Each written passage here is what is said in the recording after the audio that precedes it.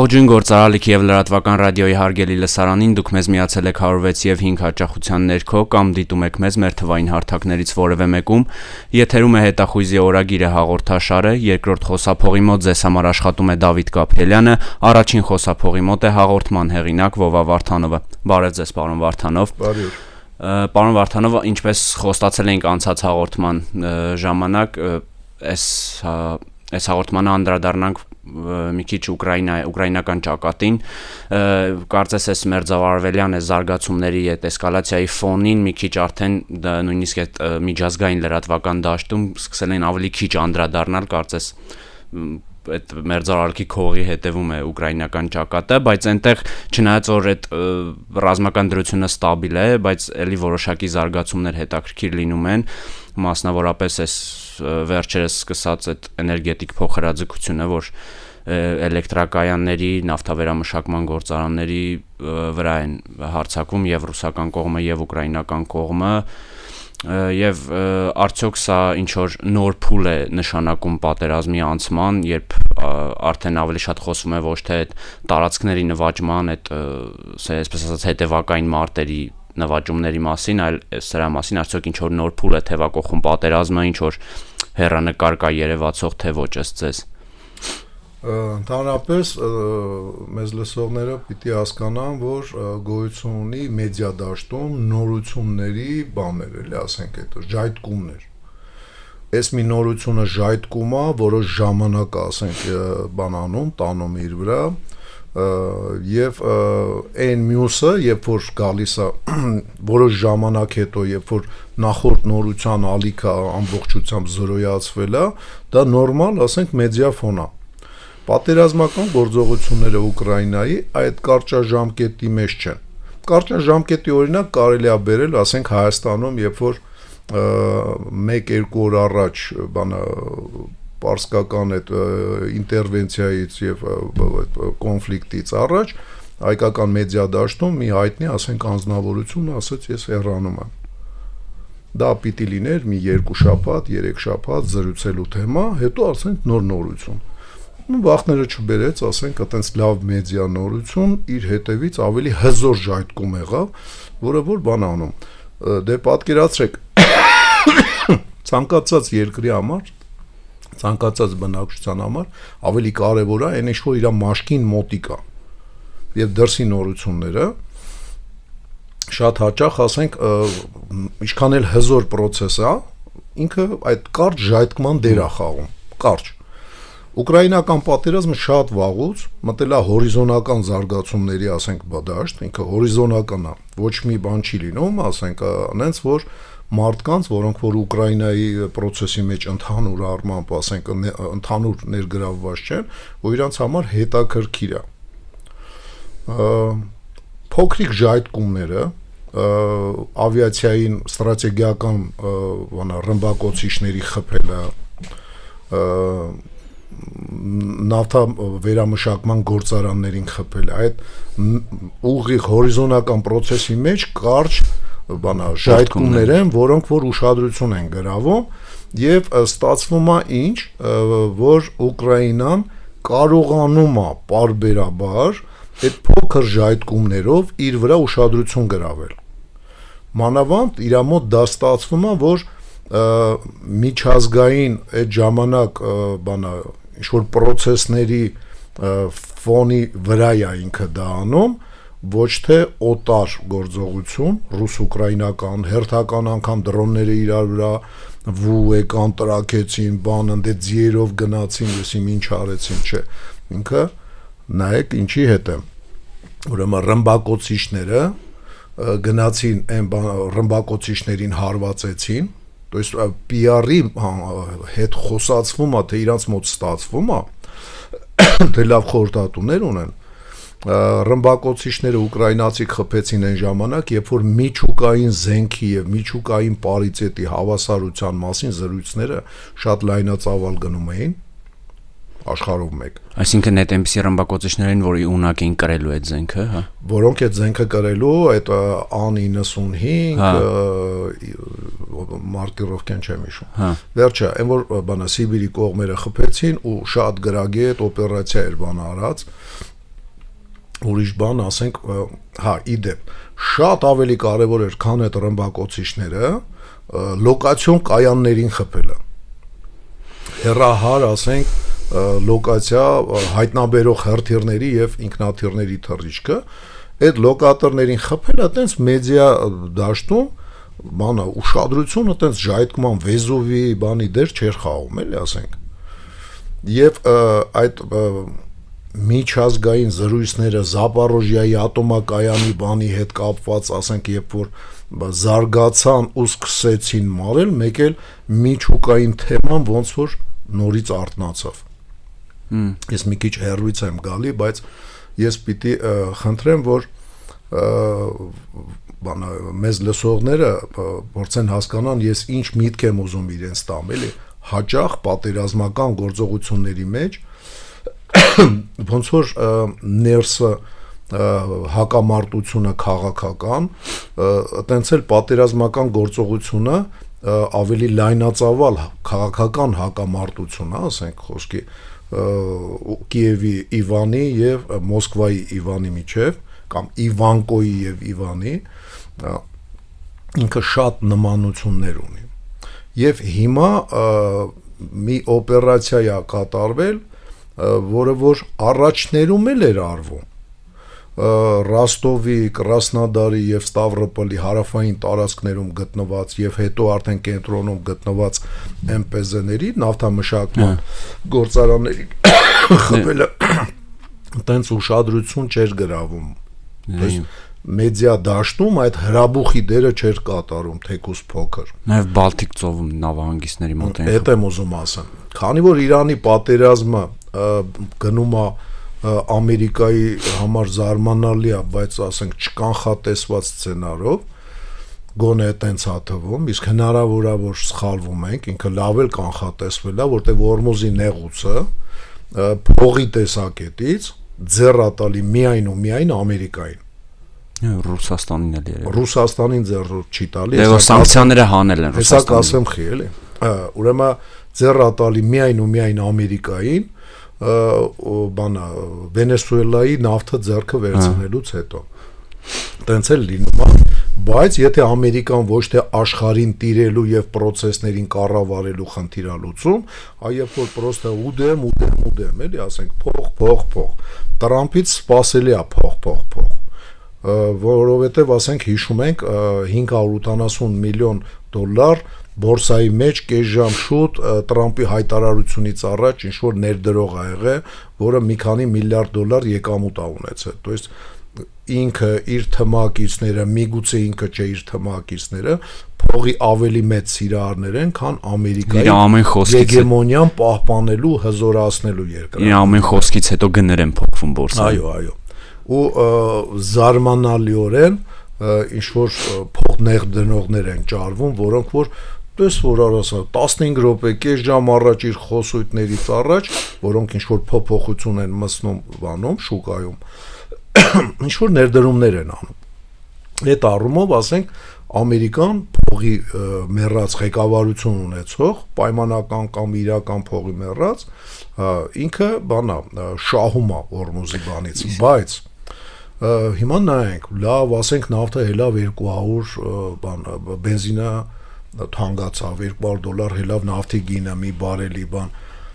բայց չէ որ դա բերելու է անդրան, որ գլխավոր կառավարիչի նկատմամբ զայրույթը լինում ենթակաների։ Հիշում ենք, չէ որ ասենք ընդհանրապես Իրանի ղեկավարությունը մեղավոր չէր այն բունտերը սկսելու process-ի պատճառի մեջ։ Որ բունտերի մասին վերջում 2 ամիս առաջ, 3 ամիս առաջ եղավ։ Ինչի մասին է խոսքը։ Բանը դոլարը ամրացավ ռեալի նկատմամբ, ամրացավ, որովհետև Իրանի կառավարության դեմ, ասենք, ակցիաներ էր արվում գեգեմոնների կողմից, Ամերիկայի կենտրոնական համաշխարհային արժույթի հիմնադրամի եւ այլն, դա բերել էր ընդրան, որ դոլարի գինը ուժեղացել էր, բարձրացել էր բանը իրանական փողի նկատմամբ եւ շուկայի ժողովուրդը ամբոստացել էր Թեհրանի շուկայի։ Եղավ չէ՞ տենց process։ Հիմա բանը այդ բանը ինչի համար եմ կոնկրետ հիշում, դա բերեց դրան, որ ոչ թե զայրույթը ուղղված էր Ամերիկայի կամ ասենք համաշխարհային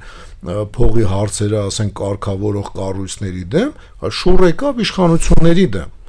Հիմա նույն ձևով, եթե բանը հեգեմոնը Ամերիկան է,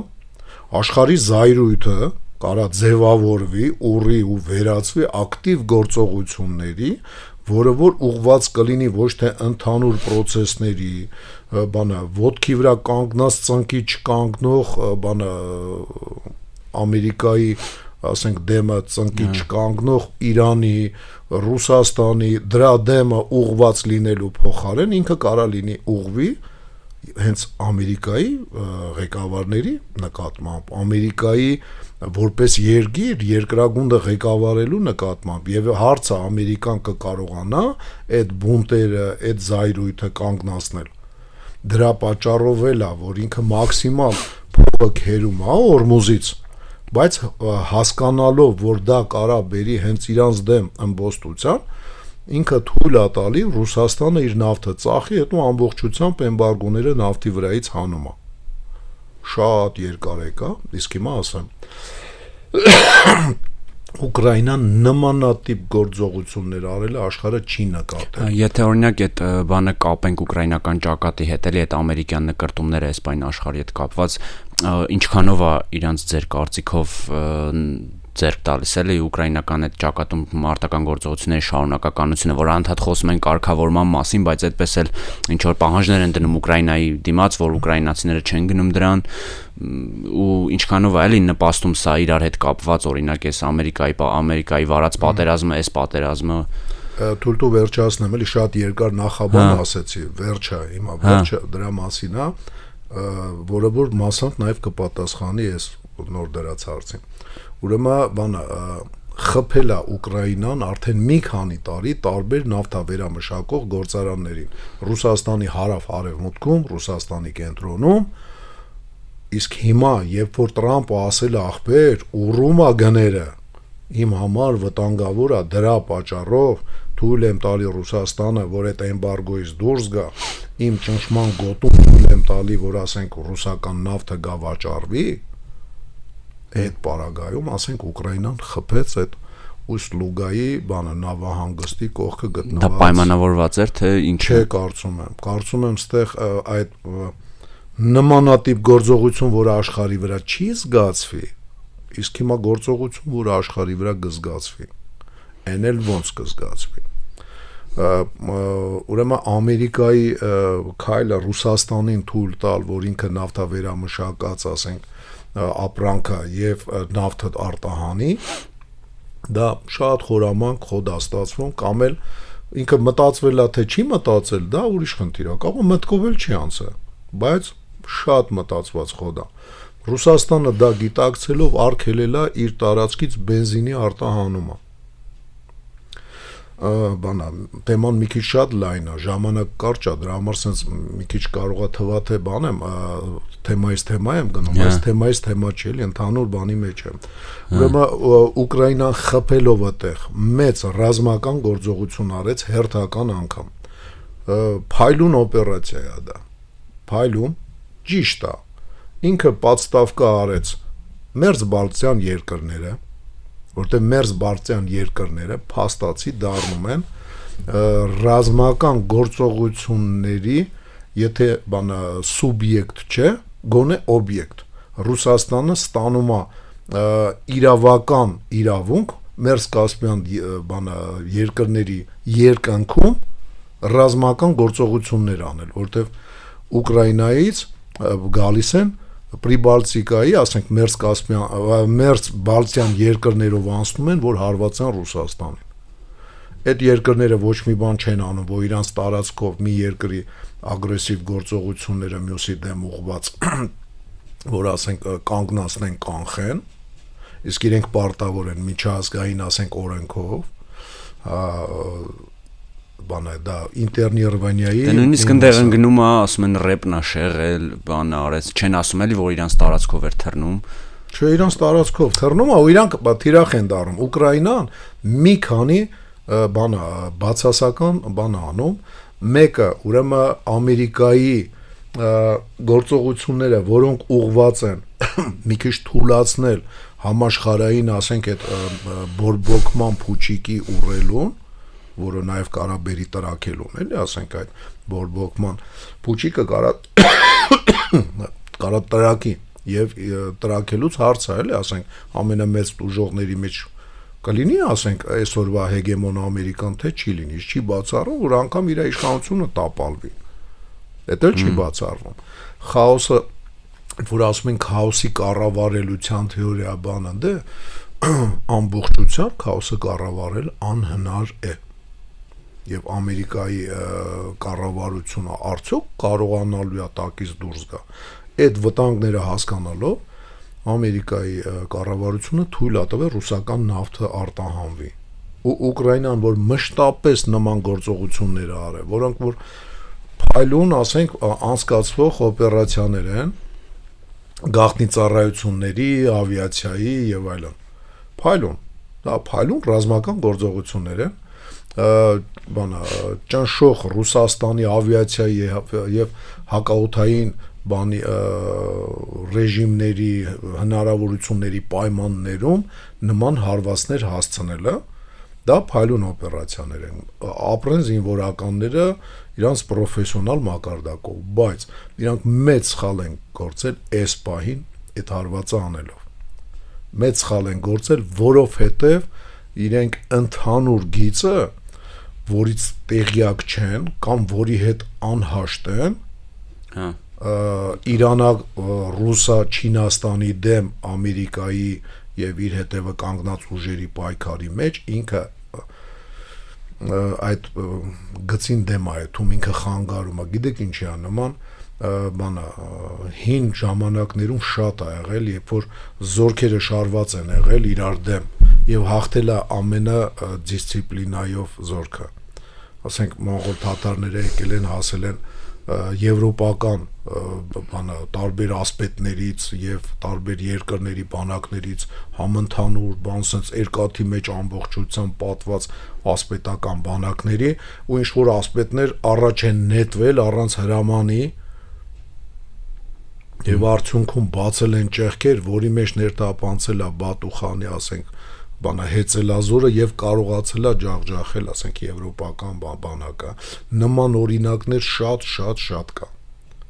որովհետեւ հաճախ այն գործողությունները, որը դու անում ես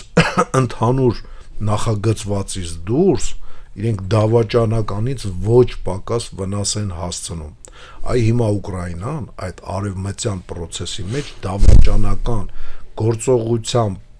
պես վնաս հասցնող գործողություն։ Միգուցե իրա դեմել այդ նման գործողություններ են արել։ Այդ մասնավորապես Տրամպի վարչակազմը։ Եկեք հասկանանք մի բան։ Ուկրաինան շատ վաղուց վարի էր գնալու, եթե իրան մշտապես փող չտրամադրեին եւ մշտապես զենք չտրամադրեին։ Հələ վերցնենք պետության ֆունկցիաների բանը ամենակարևորագույնների մեջ որոնք են մտնում։ Անվտանգությունը եւ երկրորդը փող հավաքելը, որ անվտանգությունը հնարավորություն լինի, ասենք, իրականացնել։ Եվ այդ երկու process-ներ ծախսատար, ֆինանսական արևմուտքը վերցնել է իր վրա։ Ուկրաինան միայն արյունով հարկն է տալի։ Փողով հարկը չէր տալի միջև վերջերս, զենքով հարկը ոչ մի բան չէր, ասենք, տուժում, այդ ոչ թե տուժում, այլ կորուստներ մարդկային, նշ չի որ մարդկային ամենաթանկ ռեսուրսը չի, բայց արևմուտքի համար ուկրաինական մարդկային ռեսուրսը շատ կասկածելի է, էլի, որ ամենաթանկն է։ Հաստատ իր համար ամենաթանկը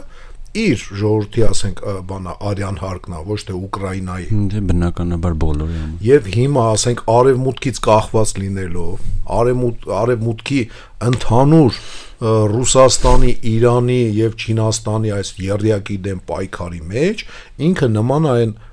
ասպետին, որ առաջ գծվեց իր շքախմբով եւ բացեց հակառակորդի կողը։ Հələ մի հատ նայենք ինչ էր պլանավորել, ասենք, Ամերիկան։ Ուրեմն բանա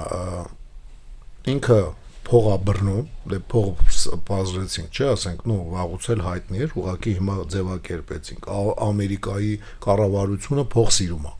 իր շրջապատով, շատ։ Առավել եւս Տրամպը։ Անձնավորված, եթե վերցնենք, իրանք փող սիրում են ու փող բռնում են առանց Ամերիկայի բյուջեից թալանելու։ Թալանում են ուրիշ մարդիկ։ Սրանք ուղղակի կողքից ինսայդներից օգտվելով, ինչը էլի քրեորեն պատժելի առարկա բան Ամերիկայի օրենքներով, բայց ամենայն դեպս երկրին վնաս չեն տալի փող ուտելուց իրանք, ասենց ասեմ։ Հա։ Ուրեմն իրանք օրմուզը ծածկել են, արդյունքում Ամերիկան օրմուզով ոչ մի բան չի տանում, ինքը գլխավոր նավթ վաճառող, ոնց որ ասած, պայմանական ֆիրման է, բան Մեքսիկան ծոցի եւ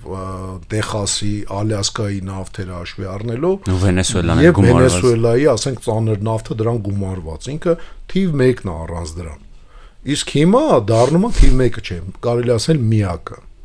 Դե մի քիչ Ինդոնեզիան է ինչ որտեղ մի բան տալի, շատ քիչ Սաուդյան Արաբիան են տրուբով է Յամբուն բանով պորտով տանում։ Ու դրան են խփում արդեն։ Էդի չնչին բաները, այլ իրական թիվ 1-ը դառավ միակը։ Ու ասում են բորբոքման ալիք կարա լինի ուղղված Ամերիկայի դեմ, էդի ուռի տրակի անգամ եթե ինքը մեղավոր չի։ Իստեղ բացայտ ինքը մեղավոր է։ Իրա պատճառով այս ամեն ինչը, ոչ թե Իրանը խփեց էմիրություններին, Ամերիկան գնաց պաշտպանելու, ոնց որ եղել է, ասենք, Սադամ Հուսեյնի դեմ առաջի պատերազմը, Քուվեյթը օկուպացրեց Իրանը, Իրաքը եւ Իրաքի դեմ կոալիցիա հավաքվեց մի 3 ամիս եւ ասենք այդ 5 միլիոն անոց 450,000 անոց բանակը իրենց ծեծելով դուրս շպրտեց, ասենք, շատ արագ Քուվեյթի տարածքից ու անգամ Իրաքի տարածքը, ասենք, չօկուպացրեց։ Հիմա հակառակն է, օկուպանտը Ամերիկան է, то есть ինքը գլխավոր մեղավորն է այս կրիզիսի, գլխավոր, ու այս կրիզիսը կառավարելի դարձնելու, ասենք, այս քաոսի այս հատվածը բացեց ռուսական նավթի բանը, վաճառքի, նավթամթերքների վաճառքի բանը։ Եվ ինչ, Ուկրաինան խփելուց առաջ ինչ ռաշոտներ կարային անային ամերիկացիք։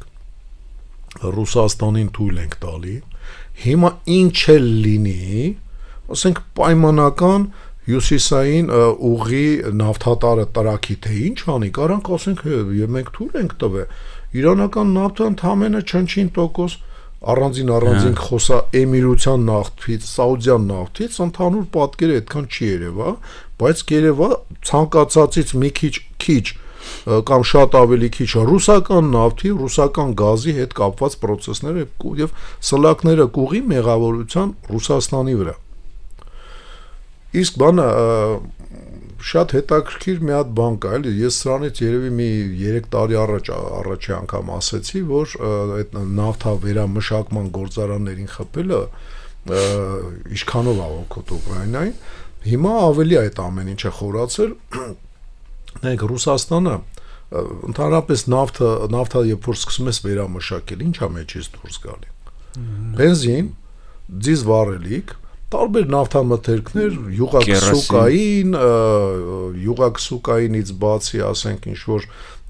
պլաստմասաներ, բան, սենց բաներ եւ տակը մազութ։ Մազութի զանգվածը տոկոսայինով ամենամեծն է։ Ռուսաստանը մազութ որտեղ է օգտագործում։ Մազութ ամենաէժան բանն է։ Իրան եթե բարձես ինչ որ բանով տանես,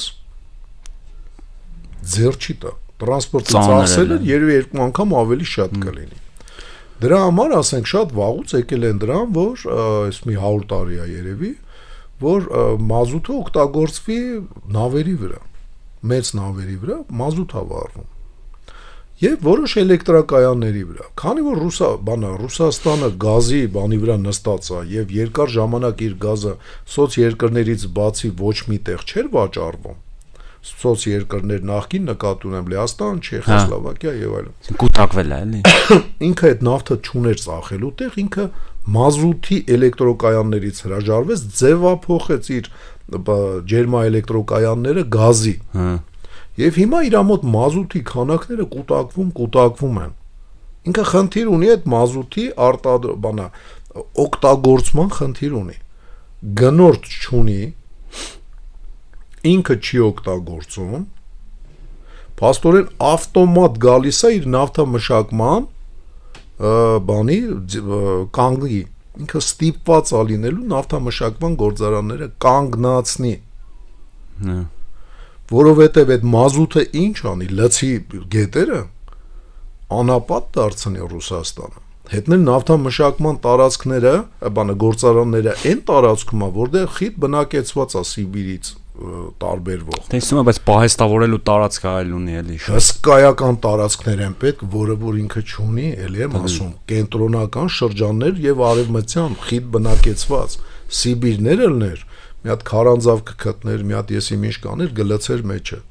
Չկա տես բան, ստե խիտ բնակեցված է դեռևս վաղ միջնադարից խիտ բնակեցված Գարդարիկայի տարածքն է, Գարդարիկան դա վիկինգներն էին ասում հազարատ քաղաքի տարածք։ Խիտ բնակեցված է Ուրալից դեպի արևմուտք ինքը խիտ բնակեցված տարածքներ են։ Հա գյուղը դադարվում է, բայց քաղաքները միլիոնիկները լիքն են, միլիոն եւ ավել բնակչություն ունեցող քաղաքներ։ Եվ ինքը այդ մազութը ինչ անի։ Եվ այդ դեպքում արևմտյան, ասենք Եվրոպան, կա արևմուտքը հավաքական կարող ասի Պուտինն է մեղավոր։ Ժողովուրդ, այս որ ուռել եք, բան, հեսա պայթելու եք ձեր զայրույթը, բան, նայեք Ռուսաստանն է անում։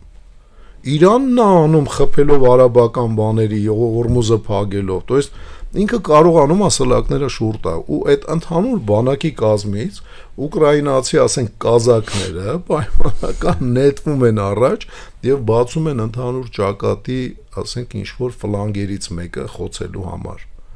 То есть փայլուն ռազմական օպերացիա, իրոք փայլուն օպերացիաներ է։ Ուրիշը, ասենք, Ուկրաինայի տարածքում հարվածներ ճնշող ավիացիայի պայմաններում ռուսական հարվածները, ուրիշա ուկրաինական հարվածները հոպի եւ ավիացիայի Ռուսաստանի հոպի եւ ավիացիայի գերակշիռ, ասենք, օթում ներկա լինելու պայմաններում։ Դի փայլուն օպերացիաներ են, թե ավիացիային խփելը, թե MPZ-ներին, այդ նավթամշակման գործողություններին խփելը։ То есть ստացվում է, որ տակտիկան, մարտավարությունը, ստրատեգիային խանգարում է, լինում է այդպես։ Երբ որ ռազմավարական մտածելակերպ չունես, երբ որ կարծում ես, որ քո կենսունակությունը, քո ողջ մնալը կապված է միայն ու միայն քո մարտական գործողություններից, այլ ոչ թե ընդհանուր բանակի կամ ընդհանուր ռազմաքաղաքական ղեկավարության պլանավորումներից։ Հիմա որ ասենք դրա հիման վրա, այդ հարվածների հիման վրա Եվրոպայի կառավարությունները ստիպված իրանց բնակչության բորբոքվելը տեսնելով սկսեն հրաժարվել Ուկրաինային օգնելը։ Դե այնպես է հակակշռելելու է, ասենք, այդ վնասը Ռուսաստանի համար, այո։ Դե այնպես է, որ հիմա հիմնական այդ դրամական օգնությունը, որ պիտի տրամադրվի, այս վերջում որ հեսա քանի ամիս ասում են այդ 90 միլիարդի այդ վարկը, որ պիտի տրվի Ուկրաինային, անընդհատ որ վետո է դնում Օրբանը, ու ինձ այստեղ բանն է հետաքրքիր, որ արդյոք իրենց կարող հենց պետք է որ Օրբանը վետո դնի, էլի, այսինքն իրանք ուղղակի ցույց տան, որ ուզում են օգնեն, բայց այդ օգնությունը չհասնի Ուկրաինայի ռազմական օպերացիան այդ բանը Օրբանի ջրաղացի վրա մի հատ Օրբան պետք է էլի Եվրոպային Օրբանի ջրաղացի վրա ջուր լցեց, որովհետև Ուկրաինայի պատճառով նավթը չի գալի Եվրոպա, այն պայմաններում որ տակից գալա բացառվում է, հիմա Հորմուզը փակ լինելու պատճառով եւ գները հելնում է։ Հետո մի բան էլ հաշվի առնենք, էլի Չիլիում նավթի գինը հարավային Ամերիկայի հարավում։ Հա Մի ուրիշ ձևի կապված է, ասենք, Դանիայում նավթի գնի հետ։ Նավթամտերք վաճառողը նայում է աշխարհում նավթի գներին։ Դե Դանիա ոնց որ դոլարի կուրսն է։ Այս բանը համացանցի պայմաններում, կոմունիկացիաների սեն զարգացած լինելու պայմաններում աշխարհը շատ վաղուց գլոբալիզացվել է։ Հիմա խնդիրը ավելի գլոբալիզացնելու եւ քիչ գլոբալիզացնելու կամ գլոբալիզացիայի որոշ պայմաններում լոկալ անկախություն պայմանական պահելու խնդիրներ են լուծում տարբեր ուժեր։ Հասկանում ես, նես չի, որ Ուկրաինան ընդեղ խփեց, դա օգուտ է արևմուտքին, հակառակը լուրջ վնաս է հասցնում արևմուտքին, որը որ պայքարում է Ուկրաինայով Ռուսաստանի, Իրանի եւ իրականում նաեւ Չինաստանի դեմ։ Լրատվական ռադիոն, գործարար ռադիոն ինքը մեդիա դաշտում շուտ գաղափար է, չէ՞ տանում առաջ։ Ինքը բացի նորությունների ալիքից, լրատվական նորություն, ինքը նաև ինչ-որ գաղափարախոսություն ունի եւ այդ գաղափարախոսությունը հայկական ազգային շահերն են, ասենք կարելի ասել ցենտրիստական։ Հիմա եթե ես սկսեմ ստեղ որպես լրատվական ռադիոյի, ասենք հեղինակային հաղորդավարներից մեկը, սկսեմ ծայրահեղ ինչ-որ ուժի կողմ քարոզանել։ Պետք է բերի ընդրան, որ ինձ կխնդրենք, ասեն, մեր ընդհանուր բանի մեջից շեղվում ես կամ դաթարի, կամ քո հաղորդումը վեկալ գնա ուրիշ տեղ։ Հիշենք, որ շատ, ասենք, ռադիոյում սիրված Ալեք Ենիգոմշյանը դուրս եկավ ասելով, որ ես քաղաքականացվել եմ, չեմ ուզում բանալ։ Հիշենք, որ քաղաքականացվեց Արա Պապյանը, հեղինակներից մեկը, բայց ստեղ շատ հաճախ չէ, մշտապես պահում է նեյտրալիտետ քաղաքական առումով։ Ինքը մեկնաբանություններ անում, փորձելով հաճախ ստացվում է, մեկ կարող է պայտակ պլստում, ասենք դե արդիկ էմոցիաներ ունեն, բան ունեն, էլի ասենք, ինքը պահում է նեյտրալիտետ։ Այս բaragում ուղղակի Ուկրաինան չի կարա դուրս գա առանձին ինչ-որ գործողություններ։ Արեց փաստորեն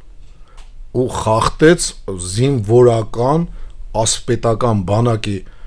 պայմանական պատերազմը վայրի մոնղոլական հորդայի դեմ առաջնետվեց կազակական զորքը եւ ներթափանցելու հնարավորություն տվեց քանդելով շարքը ներթափանցելու հնարավորություն տվեց ասենք հորդային Ուկրաինային խփելու։ Այնքան ռազմական գործողություններից չխոսացինք, խոսացինք ստրատեգիայի մասին։ Եթե հետաքրքիր լինի մեկնաբանություններում մեզ լսողները կասեն, կարանք ավելի մանրամասն նաև մարտավարական նոր զինատեսակների դրոնների որ տարել մերձավարվել, բայց որ այս ստրատեգիայի վերաբերյալ եւ իր ստրատեգիային գլոբալ ստրատեգիային չհամապատասխանող գործողությունների մասին եւ ընդհանուր ստրատեգիայի մասին խոսալ էր պետք։ Այսքանով երևի վերջացնենք։ Հա, վերջացնենք, որտեվ մեզ հատկացած եթերաժամանակը արդեն սպառվեց։ Շնորհակալություն հաճելի զրույցի համար, ելի կանդրադառնանք։ Թերևս վերջը չի երևում սրա շատ ենք էլ անդրադառնալու երևի։ Մենք շնորհակալություն հայտնենք նաեւ մեր ռադիո դիտողներին եւ ռադիո լսողներին։ Դուք դիտում եւ լսում եք Գործարար ալիքը, եթերում էր հետախույզի օրագիրը հաղորդաշարը, երկրորդ խոսափողի մոտ ձեզ համար աշխատեց Դավիթ Գաբրիելյանը, առաջին խոսափողի մոտ էր հաղորդման հեղինակ Վովա Վարդանովը։ Ստեսություն։